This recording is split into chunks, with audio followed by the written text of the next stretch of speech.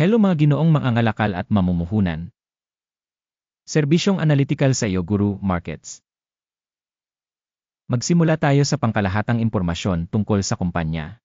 Tingnan natin ang bawat parameter ng mas detalyado ng kaunti pa. Kung kinakailangan, posible na huminto. Maaari mong tingnan ang lahat ng mga tagapagpahiwatig ng korporasyon na pinag-aralan ng mas malapit. Susuriin natin ang kasalukuyang performance ng kumpanya Lifezone Metals Lani, ticker LACM. Ginawa ang pagsusuri batay sa impormasyon noong Abril 13, 2025. Sa pamamagitan ng pag-uri Guru Markets kumpanya Lifezone Metals Lani na bibilang sa subkategory. Metal Color, 47 kumpanya ang lumahok sa pagtatasa, na kung saan ay lubos na kinatawan. Makikita natin ang mga huling solusyon batay sa mga resulta ng video na ito. Ang kabuang resulta para sa kumpanyang pinag-uusapan ay -8 sa 10 puntos. Ang average para sa subkategory ay 1.1 puntos. Kung titignan mo ng malawak sa loob ng merkado sa kabuuan, makikita mo na ang average na score para sa buong market ay 1.9 points. Laban sa score na -8 puntos para sa Lifezone Metals Limited. Paghahambing ng dynamics ng share price ng kumpanya Lifezone Metals Limited at mga subkategory na kumpanya. Makikita natin yan sa nakalipas na 12 buwan na stocks Lifezone Metals Limited nagpakita ng pagbabago ng -56.1%. Laban sa dynamics ng presyo sa subkategory na -20.5%. Hindi ito malinaw na nagpapahiwatig ng anuman, ngunit kinakailangang tandaan ang katotohanan ito. Market capitalization ng korporasyon Lifezone Metals Ladi ay $0.25 bilyon. At ang market capitalization ng subkategory ay $368 bilyon. Lifezone Metals Limited account para sa isang bahagi ng 0.067%. Ito ay isa sa mga napakaliit na kumpanya sa subkategory. Ang capitalization ng balance ng kumpanya ay $0.03 bilyon. Na may capitalization ng balance sheet ng subkategory na $161 bilyon. Lifezone Metals Ladi bumubuo ng isang bahagi ng 0.01%. Paghahambing ng mga bahagi ng market at balance capitalization, makikita natin ang mga sumusunod. Ibahagi Lifezone Metals Limited sa isang subkategory kapag tinatasa ang market value ay 0.067%. Ang capitalization ng balance ay 0.01%. Ito ay 72% mas mababa kaysa sa bahagi ng market capitalization. Pagtatasa ng bahagi ng samahan sa merkado at halaga ng libro sa subkategory, masama, -1 puntos. Ang mga pananagutan sa pananalapi ng organisasyon ay nagkakahalaga ng $0.046 bilyon. Utang sa halaga ng libro ay 153.3% ng equity. Marka batay sa antas ng utang ng kumpanya, masama, -1 puntos. Ang ratio ng market value ng kumpanya sa tubo nito ay 0. Ang average ng subkategory ay 13.1 na mas masahol kaysa sa average ng subkategory. Pagtatasa ng presyo ng stock sa ratio ng kita kumpara sa mga kumpanya sa subkategory, napakasama, -2 puntos. Ang tubo sa huling 12 buwan ay $363 milyon. Ang mga inaasahang kita para sa darating na 12 buwan ay hindi alam. Ito ay napakasama para sa kumpanya.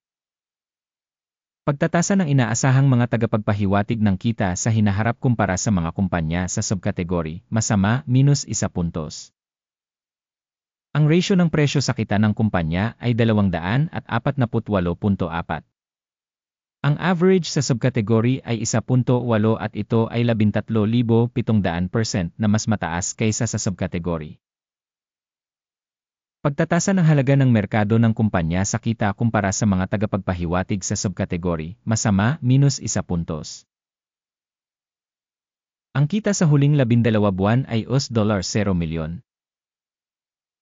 Ang inaasahang kita para sa susunod na 12 buwan ay hindi alam. At ito ay lubhang negatibo para sa presyo ng kumpanya. Pagtatasa ng mga tagapagpahiwatig ng inaasahang dami ng mga benta sa hinaharap kumpara sa mga tagapagpahiwatig ng mga kumpanya sa subkategory, masama, -1 puntos.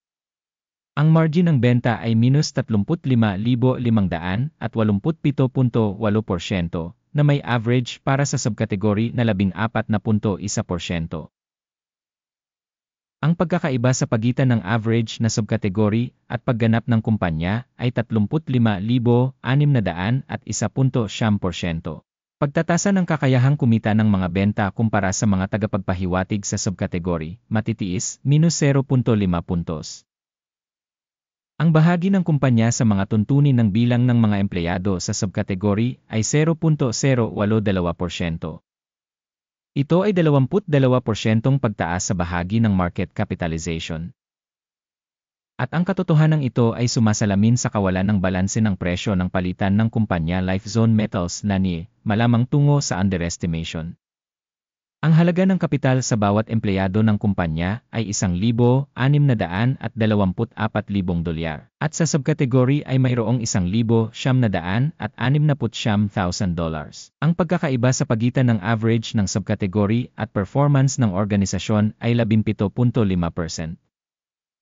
Pagtatasa ng dami ng kapital ng merkado ng kumpanya sa bawat empleyado kumpara sa mga tagapagpahiwatig ng mga kumpanya sa subkategory, mabuti, 0.5 puntos.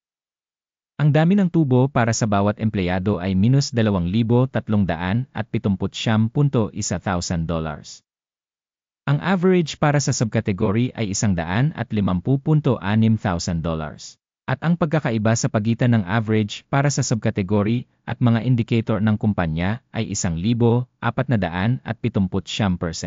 Pagtatasa ng kita sa bawat empleyado kumpara sa mga tagapagpahiwatig sa subkategory, matitiis, -0.5 puntos. Ang kita ng kumpanya sa bawat empleyado ay $7,000.